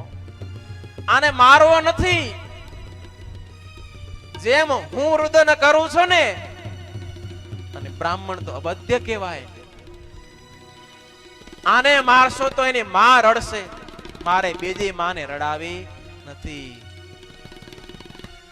એટલે અપમાન માટે મસ્તકમાં રહેલો જે મણી, એ મણી છે ને કાઢી લીધો છે. દ્રૌપદીનું સ્વરૂપ છે ને દયાળુ છે, ગમે એમ બ્રાહ્મણ છે ને. લે વખતે મણી કાઢી અશ્વત્થામાને ત્યાંથી કાઢી મૂક્યો છે. શુદ્ધ પુરાણી કહે કે હે મહર્ષિ, 3 અશ્વમેઘ યજ્ઞ કરાવ્યા. દ્વારિકાધીશ પાછા જવા માટે તૈયાર થયા ને આ બાજુ અશ્વત્થામાને હજી શાંતિ નથી થયો. અંતરમાં દાજ છે, જેને મારા મસ્તકમાંથી મણી કાઢી લીધો એનું નિકંદન કાઢી નાખો, કે પરિવારનો કોઈ રહેવા ન દેવું. ઉત્તરાના ગર્ભમાં પાંડુ વંશ હજુ છે, એનો વંશનો મારે નાશ કરવો છે. એટલે બ્રહ્માસ્ત્ર છોડ્યું છે. બ્રહ્માસ્ત્રનો તાપ લાગવા લાગ્યો એટલે એ વખતે ઉત્તરા ભગવાનના ચરણે આવ્યા છે, શરણે આવ્યા છે. પાહી પાહી મહાયોગીન દેવ દેવ જગતપતે. ભગવાનને શરણે આવીને પ્રાર્થના કરી, હે પ્રભુ મારું રક્ષણ કરો, હું તમારે શરણે આવેલું છું. આ તેજસ્વી બાણ મારી સામે આવી રહ્યું છે, એના થકી મારું તમે રક્ષણ કરો. અરે મારા ગર્ભમાં પોસાઈ રહેલો જે બાળક, એ બાળક આ તેજને કારણે મૃત્યુને પામશે. મને મારી ચિંતા નથી, પણ મારા ગર્ભમાં જે બાળક જે દેવ પોસાઈ રહ્યો છે એની મને ચિંતા છે. એટલે એ બાળકનું તમે રક્ષણ કરો. એટલે ભગવાને અંદર પ્રવેશ કરી અને સુદર્શન ચક્ર દ્વારા બ્રહ્માસ્ત્રના તેજને વાળી લીધું છે. સમય જતા પાંડુ વંશમાં પુત્રની પ્રાપ્તિ થઈ છે. જન્મ થયો એટલે બધામાં જોવા લાગ્યા કે મારું રક્ષણ કેને કર્યું, મારું રક્ષણ કેને કર્યું. પરીક્ષણ કરવા લાગ્યા ને એટલે એમનું પરીક્ષિત એવું નામ થયું છે. એ જ પરીક્ષિતનું સ્વયં ભગવાન દ્વારિકાધીશે રક્ષણ કર્યું છે. ઘણા દિવસ સુધી ભગવાન ત્યાં રોકાણા. વિચાર કર્યો કે હવે આપણે વિદાય લઈએ. એટલે ભગવાનના ફૈબા કોણ હતા? કોણ હતા? કુંતાજીઓ. ફૈબાને મળવા માટે આવ્યા છે. રજા માંગે કે હવે રજા આપો, મારે જાવું છે. એ વખતે કુંતાજી એમ કહેવા લાગ્યા કે તમે કાયમ અમારી ભેગા રહો. શું? કાયમ તમે અમારી ભેગા રહો. શા માટે? તમે અનેક સ્થળે અમારું રક્ષણ કર્યું છે. લાક્ષાગૃહ થકી રક્ષણ કર્યું. દ્રૌપદીજીના ચેર હરણ થતા હતા એમાં તમે રક્ષણ કર્યું. અશ્વત્થાના બ્રહ્માસ્ત્રથી તમે આ પરિવારનું રક્ષણ કર્યું. જ્યારે જ્યારે આ પરિવાર ઉપર આપત્તિ આવી છે ત્યારે હે દ્વારિકાધીશ તમે અમારું રક્ષણ કર્યું છે. માટે અમને છોડીને ન જાઓ. તોય ફૈબા તમારો આગ્રહ હતો એટલે આટલો સમય તો અમે અહીંયા રોકાણા, પણ હવે અમારે જાવું જોશે. જાવું છે, પ્રેમથી રજા તમે દો. કઈ માગવાની ઈચ્છા હો તો છેલ્લે છેલ્લે તમે કઈક માગી લ્યો. એ વખતે કુંતાજીએ શું માંગ્યું કે મારા જીવનમાં કાયમ દુઃખ રહ્યો. શા માટે દુઃખ માંગ્યું હશે? કે જો દુઃખ હશે ને તો અખંડ તમારું સ્મરણ થશે. અરે ફૈબા બીજું સારું માગો, માગવાનું તો કેટલું છે કે આટલા આટલા દુઃખ તો તમે ઝીલ્યા, હવે સુખના દિવસો આવ્યા છે. તો કે નહીં, મારે સુખ નથી જોતું હો. વિપદો નૈવ વિપદઃ સંપદો નૈવ સંપદઃ વિપદ વિસ્મરણં વિષ્ણોઃ સંપન્નારાયણ સ્મૃતિ. હું અન્ય દુઃખને દુઃખ નથી જાણતી, પણ કેને દુઃખ સમજો છું? જે ક્ષણમાં ભગવાનનું વિસ્મરણ થઈ જાય છે ને, હા, એને હું દુઃખ માનું છું. માટે પ્રભુ તમે મને દુઃખ દેતા રહેજો, જેથી કરી અને તમારું અખંડ મને સ્મરણ રહે છે. કહા હનુમત વિપતિ પ્રભુ સોઈ. ભગવાન રામચંદ્રજી હનુમાનજીને પૂછા કરે છે કે સીતાજી સુખી તો છે ને? ત્યારે હનુમાનજી શું કે?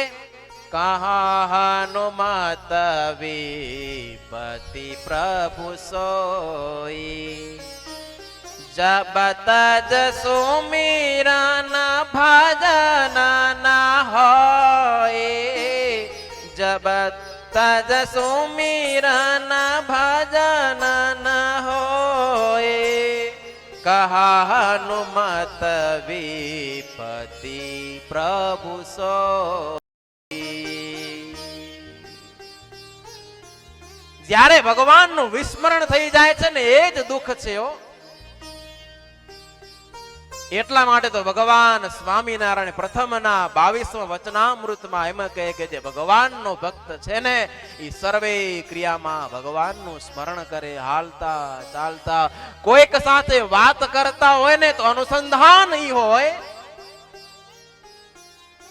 ભગવાનનું નામ રટણ ચાલુ હોય. આ ભગવાનના ભક્તની ક્રિયા છે. એટલે જે ક્ષણે ભગવાનનું વિસ્મરણ થાય ને, એ ક્ષણ એ દુઃખ રૂપ છે. એટલે કુંતાજી કે હે પ્રભુ, અખંડ તમારી મને સ્મૃતિ રહે. હમણાં જેવા તમારા દર્શન થાય છે ને, એવા દર્શન કાયમ મારા માનસ પટ ઉપર, મારા અંતરમાં તમારા થતા રહ્યો. સારમાં સાર પ્રભુ તમે છો, તમારું કાયમ સ્મરણ રહે.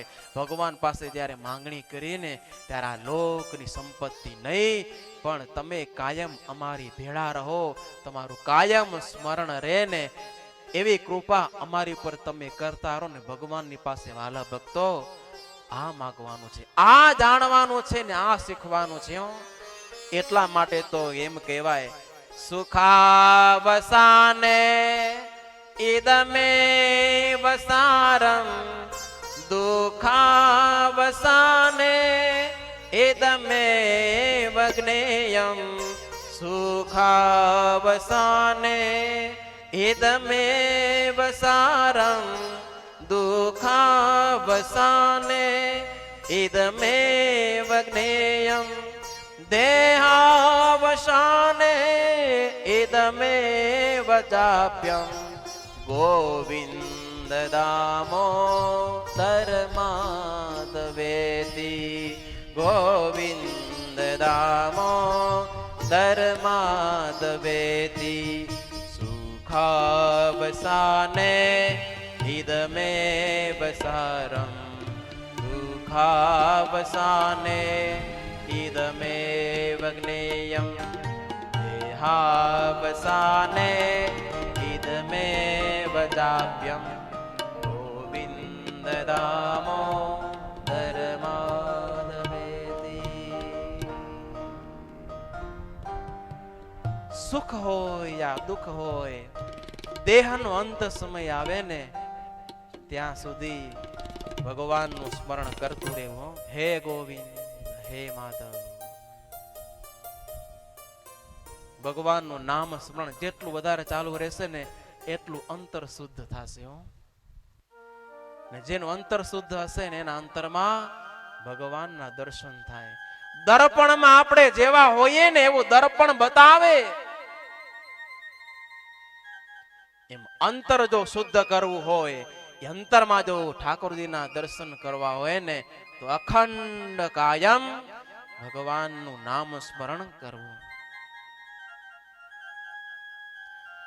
કુંતાજીએ છેલ્લે એ જ પ્રાર્થના કરી, બસ મારા જીવનમાં ભલે દુઃખ આવે પણ એ દુઃખની સાથે તમારું અખંડ મને સ્મરણ થતું રહે. સૂત પુરાણી કહે કે હે મહર્ષિઓ,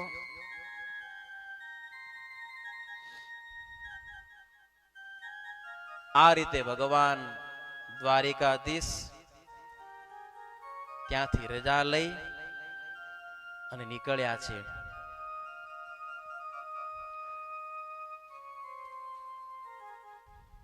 આ બાજુ ઉત્તરાના પુત્ર જે પરીક્ષિત, એમનું પહેલું નામ વિષ્ણુરાજ પાડ્યું હતું. પણ ભગવાને રક્ષણ કરેલું ને, એટલે કોણે રક્ષણ કર્યું, મારું કોણે રક્ષણ કર્યું, એ પરીક્ષણ કરતા હતા ને એટલે એમનું નામ પરીક્ષિત નામ પાડવામાં આવ્યું છે. યુધિષ્ઠિર રાજાને અંતરમાં એવું દુઃખ થયું કે આ યુદ્ધમાં ખેટ કેટલાને એક રાજગાદી માટે મૃત્યુના ઘાટે ઉતાર્યા. સ્વયં ભીષ્મ પિતામહે દ્વારિકાધીશે સમજાવ્યા છતાં પણ અર્જુન જેવા નિસંશય થયા નહીં. અંતે દ્વારિકાધીશ એમને ભીષ્મ પિતામહ પાસે લઈ આવ્યા. ધર્મનો ઉપદેશ એમને ત્યાં મેળવ્યો છે. અંતરમાં એમ થયું કે મારે પ્રાયશ્ચિત કરવું જોઈએ. અશ્વમેઘ યજ્ઞનો પ્રારંભ કર્યો છે.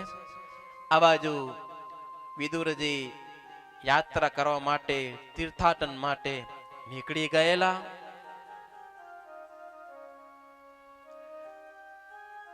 તીર્થ માટે નીકળેલા વિદુરજી પાછા હસ્તિનાપુરમાં આવ્યા છે. હસ્તિનાપુરમાં ત્યાં આવી અને જોયું કે સર્વેના અંતરમાં દુઃખ છે.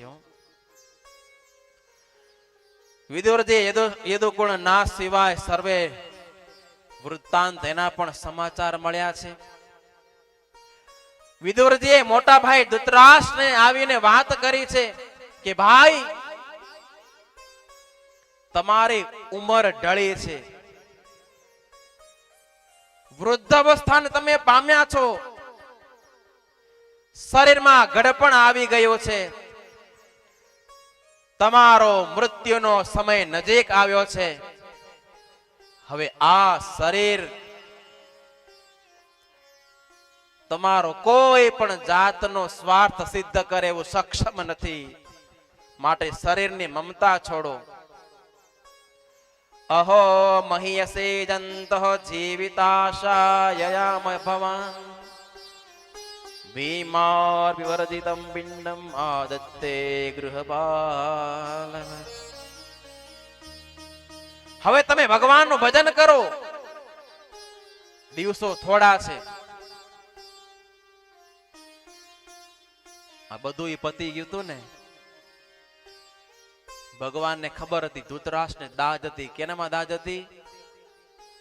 ભીમ સાથે. કે મારા દીકરાને માર્યો જો હોય ને દુર્યોધનને તો ભીમે. ને ભગવાને પેલાથી બધી યોજના કરી રાખી હતી. પાંડવો મળવા માટે આવે છે.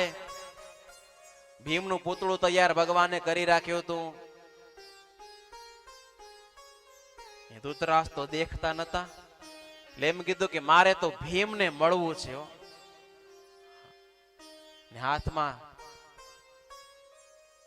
બરછી સાથે રાખી હતી ને જેવા મળવા જાય સુધી ગોચી દીધી અંદર.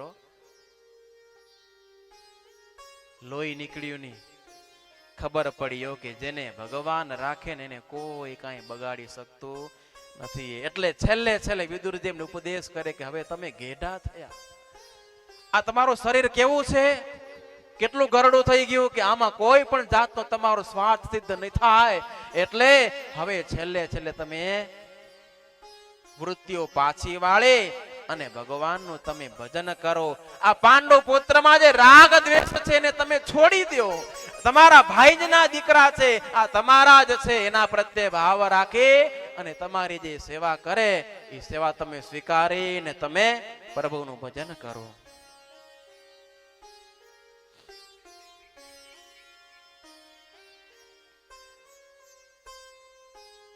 આ બાજુ સંબંધીને મળવા માટે અર્જુન દ્વારિકા ગયા છે ભાઈની રજા લઈને. કેટલા મહિના વાલા ભક્તો વ્યતીત થઈ ગયા પણ પાછા ના આવ્યા. એટલે યુધિષ્ઠિર રાજાને અપશુકન થવા લાગ્યા. અરે ઋતુઓ બધી બદલાવા લાગી. પહેલા જે સમય થતો તો એમાં પરિવર્તન આવ્યું. લોકો કામ ક્રોધ લોભથી છળ કપટથી બધા અંતરેના ભરાઈ ગયા. કુટુંબોમાં કલેહ થવા લાગ્યો છે. યુધિષ્ઠિરે ભીમને વાત કરી કે આવા મને બધા અપશુકનો થવા લાગ્યા છે. ભૂકંપ થાય, લોકોમાં બધા રોગો ભરાવા લાગ્યા છે, ડાબી આંખ ફરકવા લાગી છે. ને અર્જુન પણ કેમ હજી આવ્યા નહીં?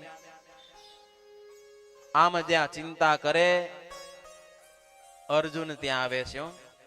યુધિષ્ઠિરે કહ્યું, અર્જુન કેમ રડો છો? કોઈ તમારો અપમાન કર્યો છે? કોઈએ કાંઈ કીધું છે?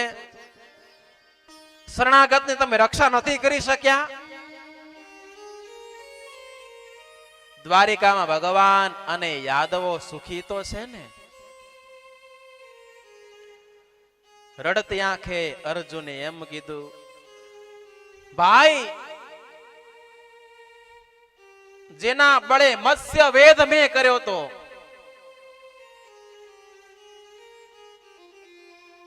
મારી સાથે જેની સાક્ષી હતી ને, જેનો આશરો હતો, જેના ઐશ્વર્ય ને પ્રતાપથી દ્રષ્ટિને સ્થિર કરીને મત્સ્ય વેદ કર્યો,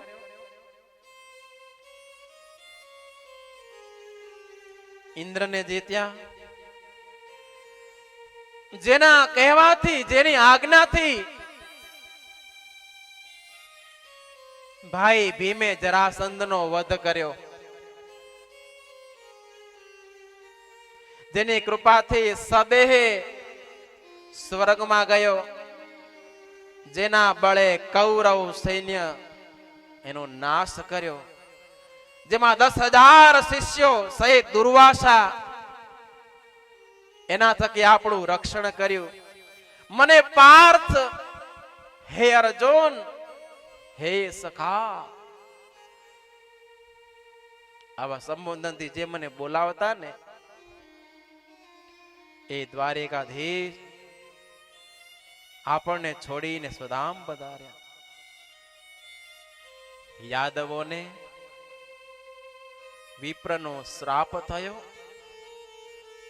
યદુકુળનો નાશ થયો છે. મારું જે તેજ છે ને તેજ એ દ્વારિકાધીશના જવાથી સર્વે હણાઈ ગયું. દ્વારિકાધીશે મને છેલ્લે એમ કીધું, તું મારી પત્નીઓનું તમે રક્ષણ કરજો. ભગવાનની પત્નીનું રક્ષણ કરી શક્યો નહીં. રસ્તામાં કાબા થકી હું લૂંટાઈ ગયો. જીવનમાં ભક્તો ભગવાન જ્યાં સુધી હોય ને ત્યાં સુધી સર્વ કાર્યની સિદ્ધિ થાય છે. જેને ભગવાન છોડીને પાંડવ વિચાર કર્યો, ભગવાન આ લોકમાં જો ન હોય ને તો આપણે પણ આ લોક છોડીને ચાલ્યું જવું જોઈએ. પાંડવો હિમાલયમાં પ્રયાણ કર્યું છે, કળિયુગે પ્રવેશ કર્યો, ભગવાન આ લોક છોડીને ગયા. એટલે એ વખતે કળિયુગનો પ્રવેશ જોયો. કોઈ પણ જગ્યાએ મોહ મમતા નહીં. આવા પાંડવો હિમાલયમાં હિમ ગાળવા માટે નીકળી ગયા છે. પરીક્ષિત રાજાનો રાજ્યાભિષેક કર્યો છે. છેલ્લે યુધિષ્ઠિર મહારાજે ભલામણ કરી આ રાજ્ય એમાં રહેલી જે પ્રજા એ પ્રજાનો પુત્રવત પાલન કરજો. દ્વારિકાધીશનું અખંડ સ્મરણ કરજો. નીતિથી રાજ્ય ચલાવજો. પરીક્ષિત મહારાજા રાજ્ય ચલાવે છે. ઈરાવતીથી એમના લગ્ન થયા છે. જન્મજય આદિ 4 પુત્રની પ્રાપ્તિ થઈ છે. દિગ્વિજય કરવા માટે પરીક્ષિત મહારાજા નીકળ્યા છે. પરીક્ષિત મહારાજે એક દુઃખજનક ઘટના જોઈ. યમુનાનો કિનારો છે. બળદના વેશમાં ધર્મ જેના 3 પગ કપાઈ ગયા છે. શુદ્રના વેશમાં કલિયુગ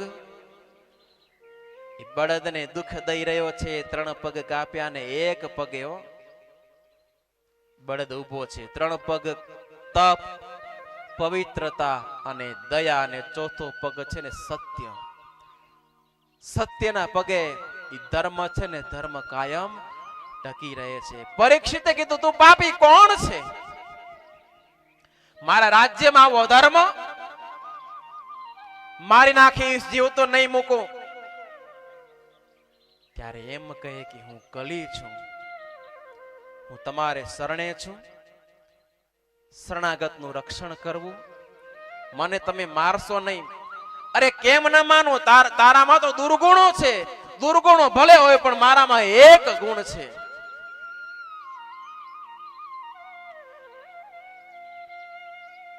જેના અંતરમાં ભારોભાર દુર્ગુણ હોય એમાં ગુણ હોય કે હા એક છે. હું કલિયુગ છું. મારા સમયમાં જે ભગવાનનું નામ સ્મરણ કરે ને એને ભગવદ પ્રાપ્તિ થાય છે. આવો મારામાં ગુણ છે. એટલે ગુણ જોઈને એ વખતે માર્યો નહીં. મને રહેવા માટે સ્થાન આપો. હવે જ્યાં જુગાર રમાતો હોય, વેશ્યાવૃત્તિ થતી હોય, મદિરાપાન થતું હોય, હિંસા થતી હોય, આવા સ્થાને જગ્યા મળી તો કે હજી મને એક જગ્યા આપો. મારો પરિવાર મોટો છે, ફેમિલી મારું મોટું છે. સુવર્ણમાં મને એક વાસ આપો. તો કે જા, સુવર્ણમાં તને વાસ દીધો.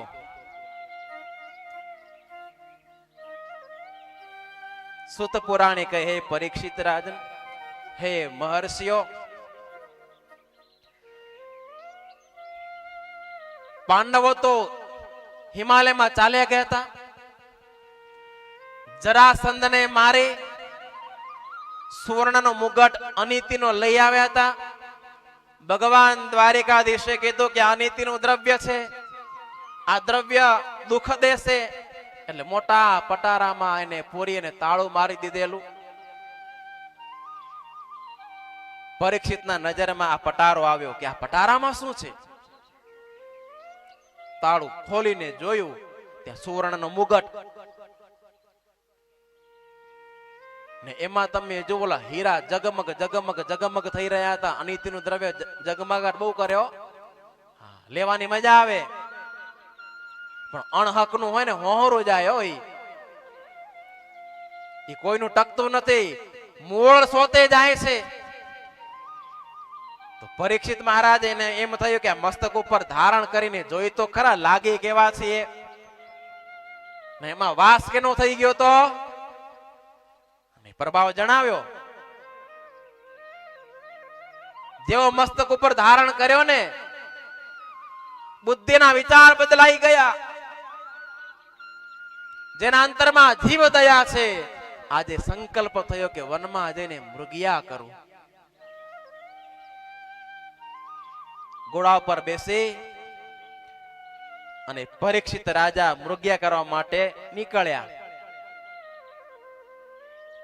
મૃગલો તો કોઈ હાથમાં આવ્યો નહીં. પરિશ્રમને કારણે શરીરમાં થાક લાગ્યો છે, તૃષા લાગી છે. જળની શોધ કરતા કરતા સમીક ઋષિના આશ્રમમાં ત્યાં આવ્યા છે.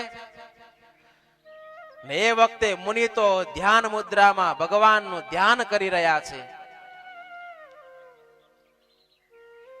પેલા જે ઋષિઓની સેવા પૂજા અર્ચના વંદના કરતા આજે પરીક્ષિતને એમ થયું આ ડોંગી છે. મને જોઈને એને એમ થયું કે આને આતિથ્ય સત્કાર કરવો જોશે. એને કારણે આંખો બંધ કરીને બેસી ગયો છે, એટલે આને તો સજા થવી જોઈએ. આ તો રાજ અપમાન છે. એટલે શું કર્યું? બાજુમાં મરેલો સર્પ પડ્યો તો એટલે એને ઉપાડી અને મુનિના ગળામાં મૂકી દીધો. ને એ તો હસતા હસતા ત્યાંથી ચાલ્યા ગયા. આ કોણ કરતું હતું? સોનામાં કોણ બહી ગયું હતું?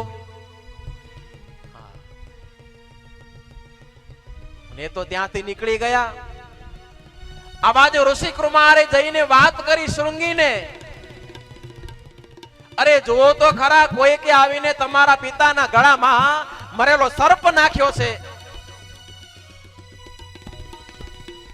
અને એ વખતે દોડતા દોડતા શૃંગી મુનિ ત્યાં આવ્યા છે. આવીને જોયું તો ત્યાં પિતાના ગળામાં મરેલો સર્પ છે. અરે મારા પિતાના ગળામાં સર્પ કેને નાખ્યો છે? આ તો સંતનું અપમાન કહેવાય. અને જેને અપમાન કર્યું છે ને, એને તો અવશ્ય એનો દંડ મળવો જ જોઈએ. એટલે જેને મારા પિતાના ગળામાં મરેલો સર્પ નાખ્યો છે, એનું 7 દિવસમાં તક્ષક નાગના દંશથી મૃત્યુ થાવ. શ્રાપ દીધો એટલે સમીક મુનિ ધ્યાનમાંથી જાગ્યા. શૃંગી મુનિ રડે છે. અરે દીકરા તું રોવે કેમ છે? અરે પિતાજી જુઓ તો ખરા, તમારા ગળામાં કોઈ કે આવીને મરેલો સાપ નાખી દીધો છે.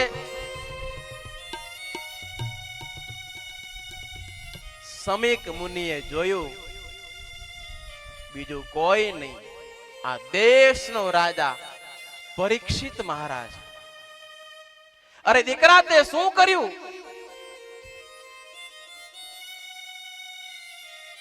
જેનું ભગવાન સ્વયં શ્રી કૃષ્ણ નારાયણે માતાના ગર્ભમાં જેનું રક્ષણ કર્યું, એવા ભગવાનના ભક્તને શ્રાપ દીધો. માટે જઈને એમને કહી દેજો 7 દિવસમાં તમારું મૃત્યુ થવાનું છે. મોક્ષનું સાધન તમે કરી લેજો. આ બાજુ રાજા મહેલમાં પહોંચ્યા. મસ્તક ઉપરથી મુગટ નીચે ઉતાર્યો. વિચાર બદલાયા. અરે મેં આજે આ કેવું કર્મ કર્યું?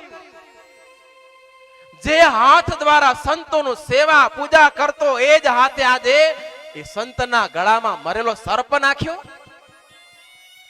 ધિક્કાર છે મારા આ જીવનને. મારા કર્મનો દંડ મને મળવો જોઈએ.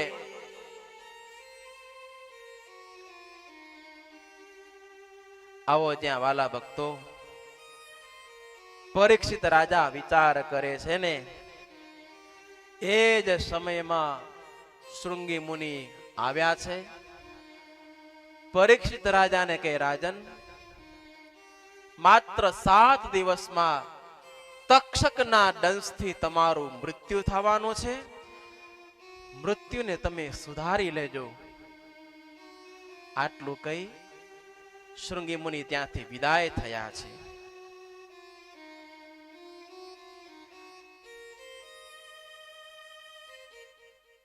પરીક્ષિત રાજાએ વિચાર કર્યો કે મને યોગ્ય દંડ મળ્યો છે, અને એ વખતે પરીક્ષિત રાજા પોતાનું મૃત્યુ સુધારવા માટે, અટકાવવા માટે નહીં હો,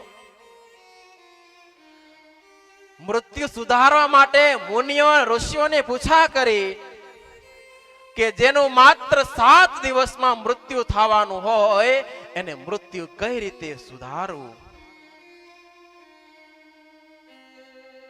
બધાએ અલગ અલગ ઉપાયો બતાવ્યા છે,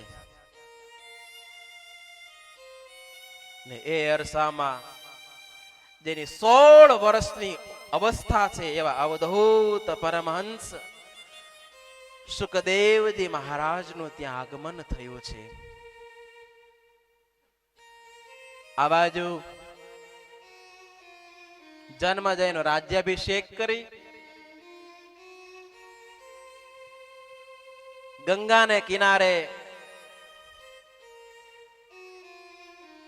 પરીક્ષિત રાજા જ્યાં બેઠા,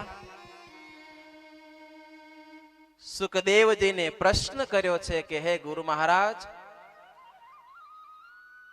મોક્ષનું સાધન મને બતાવો, જેનું 7 દિવસમાં મૃત્યુ થવાનું હોય ને એને મૃત્યુ કઈ રીતે સુધારવું. એટલે એ વખતે સુખદેવજી કહેવા લાગ્યા કે રાજન, તમે ચિંતા ન કરો, તમારી પાસે તો 7 દિવસ છે. 7 દિવસ પૂર્વે ખટવાંગ રાજા થઈ ગયા,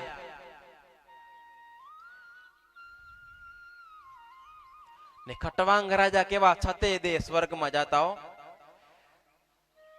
યુદ્ધોમાં દેવોને વિજય કરાવેલો, દેવતાઓ પ્રસન્ન થયેલા.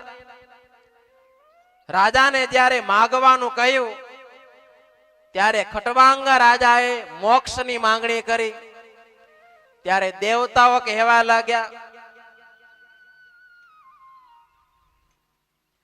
કે એ તો અમારી પાસે નથી, સ્વર્ગમાં મોક્ષ ન થયો,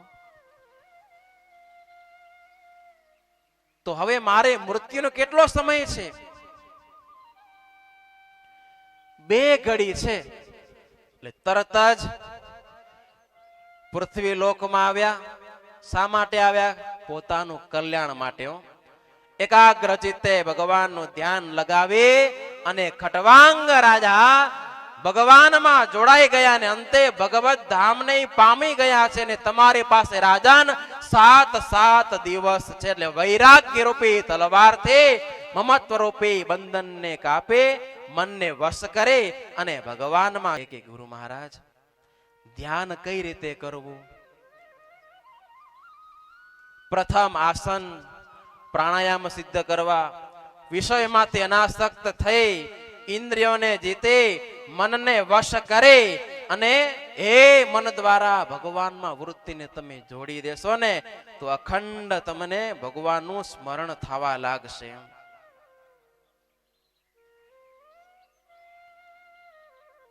પરીક્ષિત મહારાજને સુખદેવજી કહે છે કે રાજન,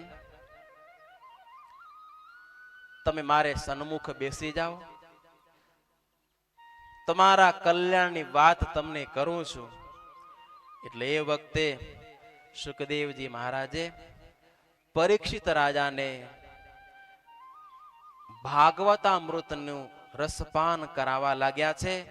અને એ જ વખતે પરીક્ષિત રાજા પોતાની મનની વૃત્તિ સ્થિર કરે, એકાગ્ર ચિત્ત થઈ સંસારમાંથી અનાસક્ત થઈ તમામ પ્રકારના બંધનોનો ત્યાગ કરે અને ભગવાનની કથાનું શ્રવણ કરાવવા લાગ્યા છે. ભગવાનનું મનન ચિંતન કરવા લાગ્યા ને એ વખતે સુખદેવજી પરીક્ષિત રાજાને ભગવાનના વિશ્વરૂપનું ત્યાં સર્જન બધું વર્ણન કર્યું છે. ભગવાનને મંગલાચરણ દ્વારા યાદ કર્યા છે. આવી રીતે સુખદેવજી પરીક્ષિત રાજાને સૃષ્ટિનો આરંભ કઈ રીતે થયો એ આદિક ભગવાનની કથા ત્યાં સંભળાવી છે. બ્રહ્માજી, બ્રહ્મા, વિષ્ણુ એ તમામ દેવોની ઉત્પત્તિની બધી કથા સંભળાવી છે. ચતુશ્લોકી બ્રહ્માજીએ જે ભાગવત, એ ભાગવતનું જ્ઞાન એમને રસાપાન કરાવ્યું છે. આ રીતે એકાગ્ર ચિત્ત થઈ અને વાલા ભક્તો પરીક્ષિત મહારાજ ભગવાનની કથા સાંભળે છે. આપણે પણ આ ભાગવતની જ્યારે કથા સાંભળીએ ત્યારે વૃત્તિને ભગવાનમાં સ્થિર કરી અને વિશેષપણે ભગવાનમાં મન સ્થિર થાય હે અને અંતરમાં ભગવાનની મૂર્તિ કાયમ સાંભળે એવા હેતુથી આપણે આ ભાગવતની કથા સાંભળી. ભલે યજમાન પરિવાર ગોરસિયા થયા હોય, ગોરસિયા પરિવારના ભક્તો, પણ એના માધ્યમથી વાલા ભક્તો આપને આ ભાગવતની કથા સાંભળવા મળી છે ને. કારણ કે આ શાસ્ત્ર ભગવાન કઈ રીતે મળે એ શાસ્ત્રમાં બધા ઉપાયો બતાવેલા હોય, અને જો એકાગ્ર ચિત્તથી સાંભળ્યું ન હોય ને તો એ ઉપાય પછી આપણે ખબર પડે નહીં. એવું આ ભાગવત શાસ્ત્ર છે. એની કથા જે સુખદેવજી પરીક્ષિતને સંભળાવે છે ને એ જ ભાગવતની કથા આપણે શ્રવણ કરી રહ્યા છીએ. શેષ જે કથા છે આપણે આવતીકાલના કથા પ્રસંગમાં સાંભળીશું. અત્યારે ભગવાનના મંગલમય નામની સાથે આજના સત્રને ભગવાન દ્વારિકાધીશના ચરણોમાં સમર્પિત કરી અને જયનાદ સાથે આ સત્ર આપણે પૂર્ણ કરીશું. બોલો શ્રી સ્વામિનારાયણ ભગવાન કી જય, શ્રી ઘનશ્યામ મહારાજ કી જય, શ્રી રાધા કૃષ્ણ દેવ કી જય. આવો યજમાન પરિવારની સાથે એમના જે કોઈ સગા સંબંધી હોય તો અત્યારે દ્વિતીય સત્રની સમાપ્તિની આરતી ઉતારવા માટે સૌ ભક્તો આગળ આવશે. શ્રીપતિમ શ્રીધરમ સર્વદેવેશ્વરમ ભક્તિધર્માત્મજમ વાસુદેવમ હરે માધવમ કેશવમ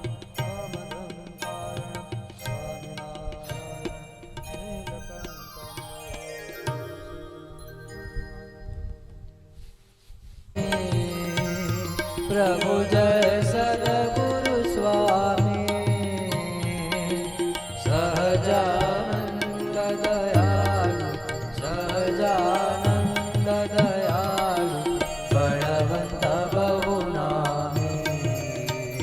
પ્રભુ જય સદગુરુ સ્વામી.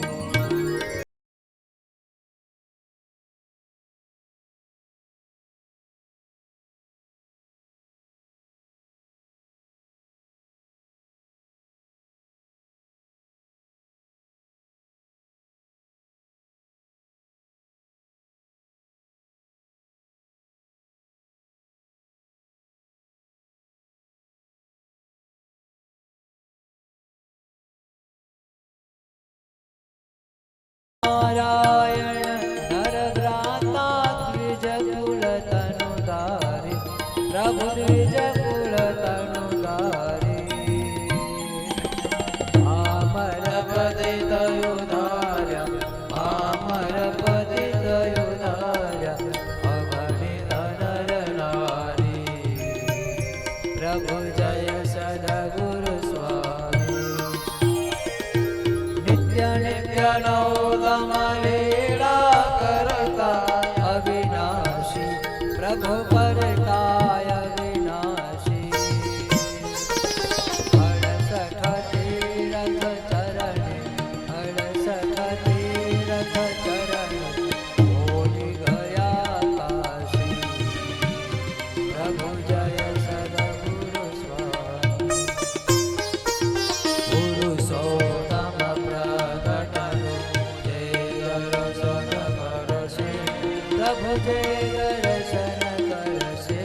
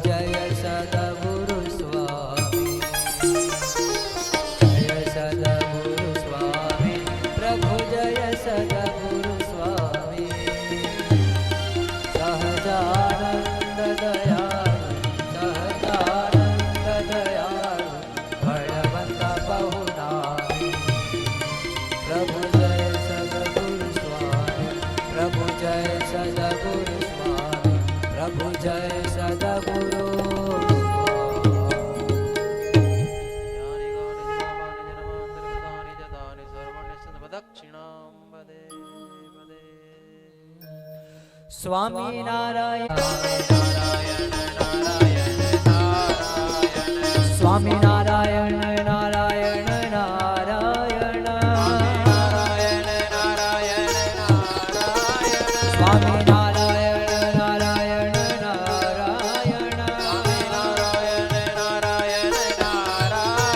સ્વામિનારાયણ નારાયણ નારાયણ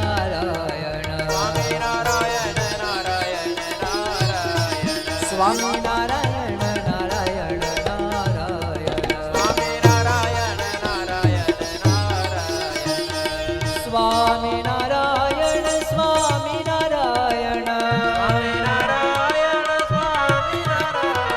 સ્વામિનારાયણ સ્વામિનારાયણ સ્વામિનારાયણ નારાયણ નારાયણ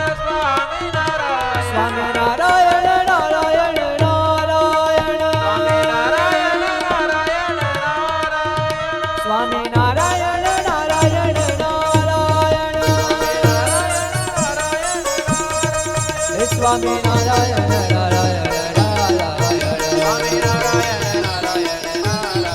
સ્વામિનારાયણ નારાયણ નારાયણ સ્વામિનારાયણ નારાયણ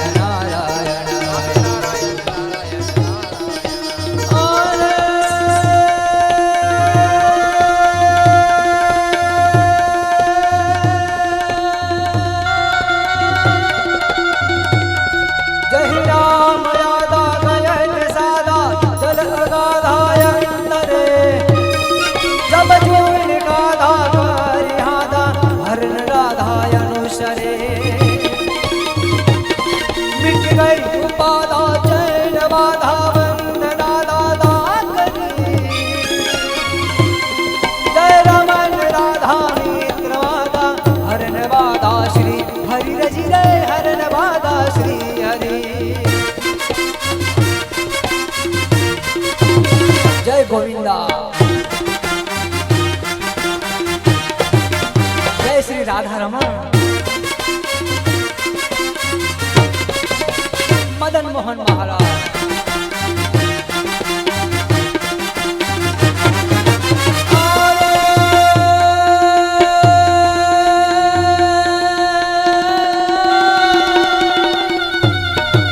મુરલી બજૈયા ગોપરૈયા લાર ગૈયા બના ફિરે બલદેવ ભૈયા સંગ લૈયા પ્રજે કનૈયા વિસરે બલિ જાત મૈયા નુત કરૈયા કહત થૈયા ફરી ફરી જય રમન રાધા મિત્ર માદા હરણ વાદા શ્રી હરિ રજી રે હરણ વાદા શ્રી હરિ રજી રે હરણ વાદા શ્રી હરિ શ્રી સહજાનંદ સ્વામી મહારાજની જય શ્રી ઘનશ્યામ મહારાજની જય શ્રી સ્વામિનારાયણ ભગવાનની જય શ્રી નરનારાયણ દેવ